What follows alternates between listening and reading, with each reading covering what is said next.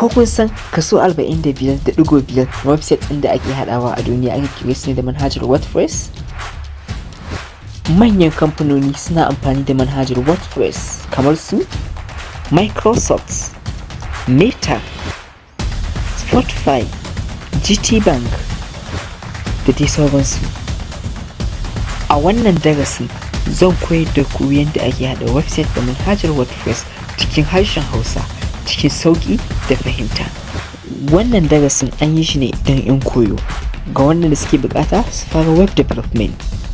A cikin wannan darasin za mu haɗa website kamar wannan ko kuma wannan.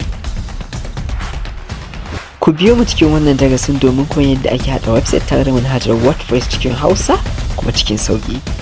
Tare da ni Alhassan Abubakar Sadiq.